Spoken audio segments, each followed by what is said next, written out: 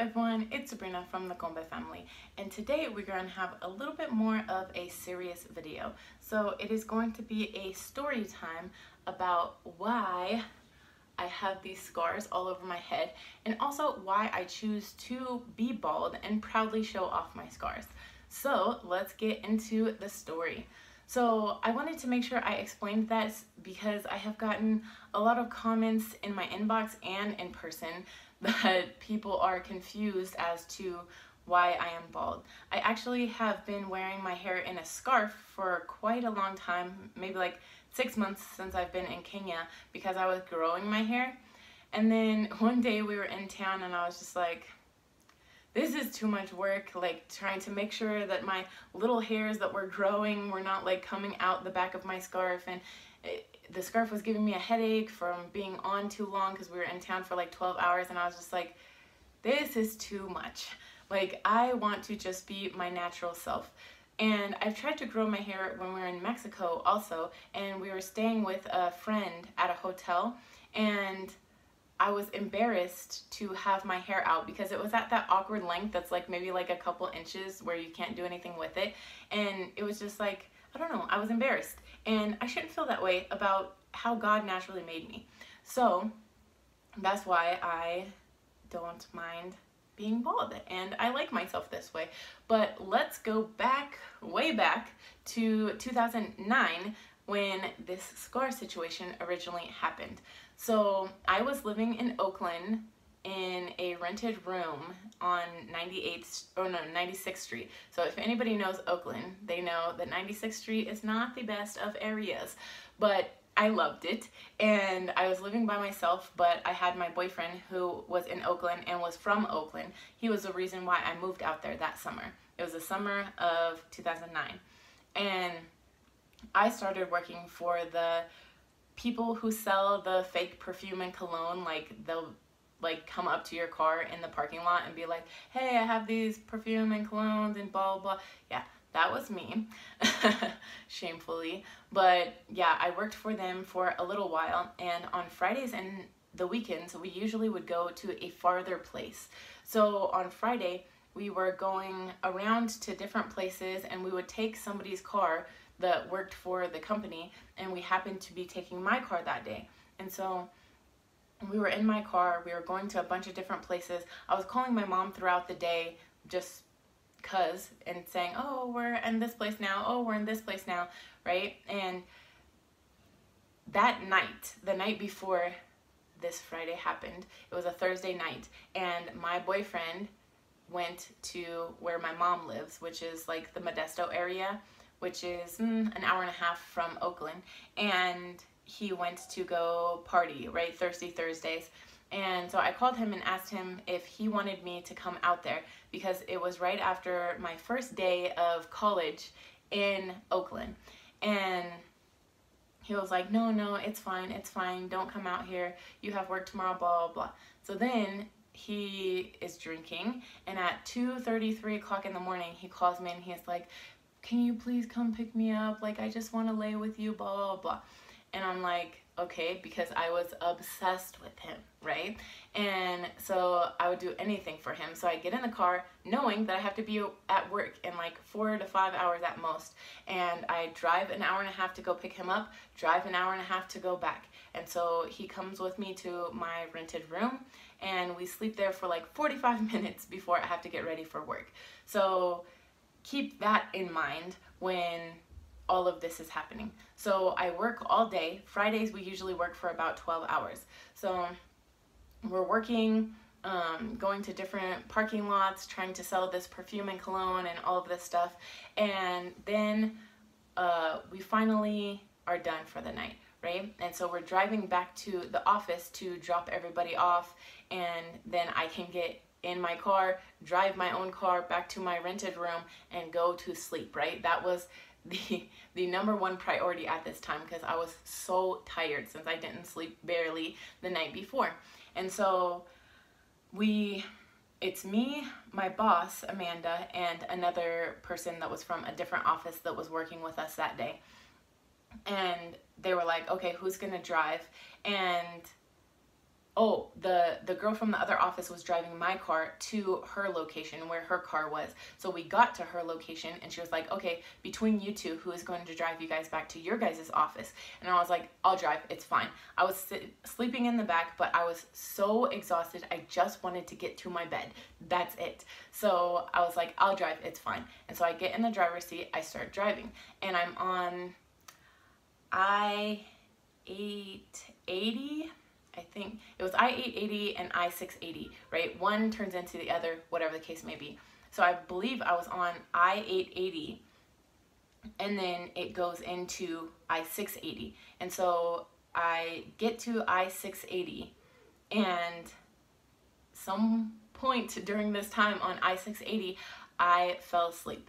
And so I remember so clearly waking up when the car was already going up the side of an off ramp. So like, you know how most off ramps like go up like this, right? Well, I was going up the side of it, like sideways like this in the car. And once I woke up, like I realized what was happening, and I was like, I can fix this. That was my first instinct. I was like, I can fix this. So I tried to like correct and go back onto the freeway, but either I corrected too much or it was too late, but it didn't work. And so the car ended up flipping two and a half times. So when it flipped the first time, it like landed on, I'm in the driver's seat, and it landed on this corner of the car. Like when it kind of like it bounced off this corner of the car in order to get momentum to flip again. And so when it did that, it hit my head. Like the bounce from hitting the ground like pushed the car in, and it pushed the corner of the car in onto my head, which is where all of these scars come from. And then once it landed and was stopped moving, it was upside down. So my side was completely crushed, and we had to go out the passenger side, which is where my boss was sitting. And we went out the window, the upside down window, and so we got glass like all in our hands and other parts of us, I think my knees, and we both got like matching like cuts on our knees, and that's the only injury that she had to her, which I'm very, very thankful for. I would never want to be the reason for someone else getting significantly hurt. So if somebody had to get hurt, I am so thankful that it was me, because I was the one driving. So we had to go to the hospital, and it didn't hurt. Like I remember like somebody stopped and like helped us call 911 and stuff, and like it didn't hurt at all. Like I remember like putting my hand right here and like watching like all the blood like drip out of my head, and looking at it in my hand and thinking like, obviously I wasn't all the way there, so I was just thinking like, I think that maybe I'm making too big of a deal out of this. It's probably not a big deal.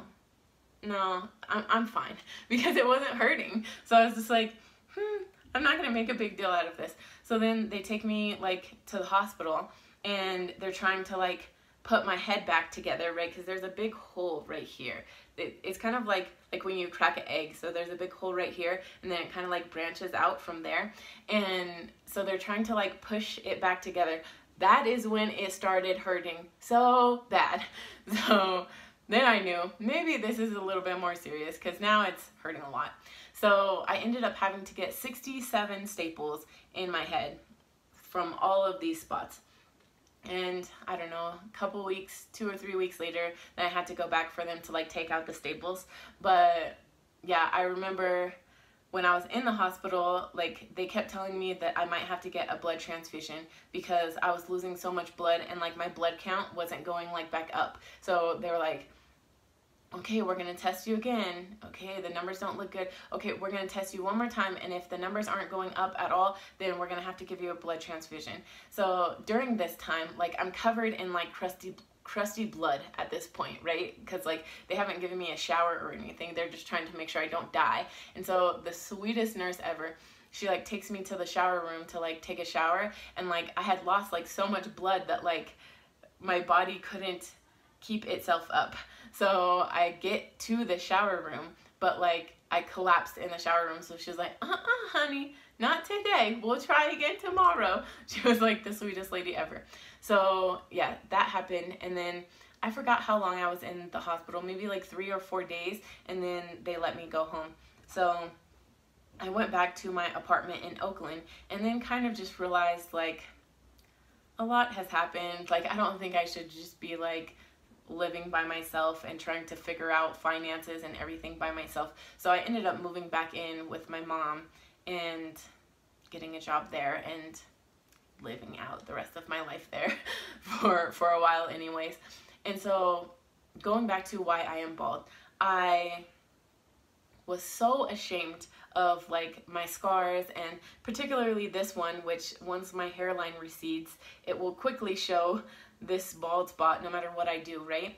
And so I had to get my head shaved because I don't know why the hospital did this, but like they just shaved the part where they had to like put staples in my head. So I looked like I was like a burn patient or something. Like I had my long beautiful blonde hair on this side, and then I had like shaved spots on this side, and then like just spots where there was no hair because of the accident, and I just looked like a crazy person. So I had to go to a salon and have them like shave my entire head, and there was like hardcore scars on my head, not even scars yet, scabs.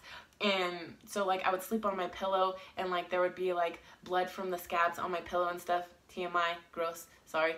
And yeah, so I had to deal with that for like a long time. And I remember getting on the bus and like being embarrassed to see people that I know, because they're like staring at me like, what the heck happened to her, you know? So that was something that I dealt with for a while. I tried to wear a wig, and that was just like horrible because it was uncomfortable and all of that. And yeah, it was just like a rough situation. Then my best friend, Nikki, she told me a story about somebody that her brother had dated at one point that had a similar like accident to mine and had similar scars to mine. And she said that like she was self-conscious about it too initially, and she was just like, at first like she wanted to like wear wigs constantly and hide it, and then one day she just like woke up and she was like, you know what, this is me, this is part of my story, this is who I am. And she shaved her head, and she told me that, I don't remember when, maybe in like,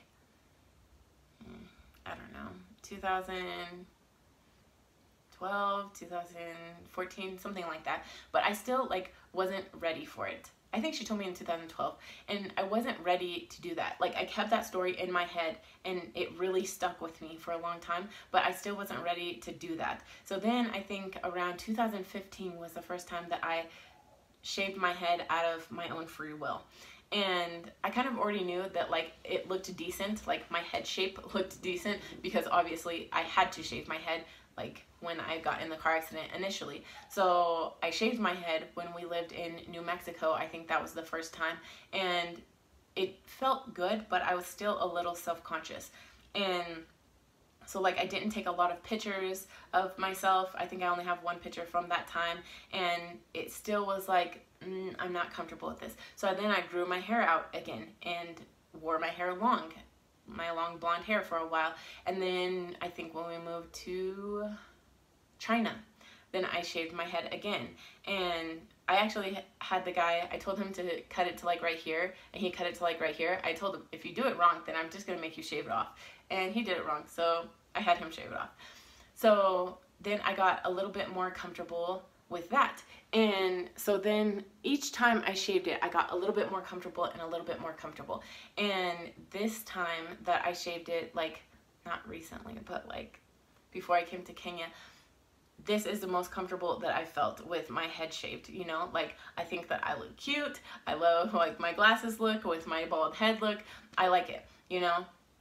People still in America and Kenya actually say like, oh, like she must be sick because her head is shaved, like if I have cancer or something.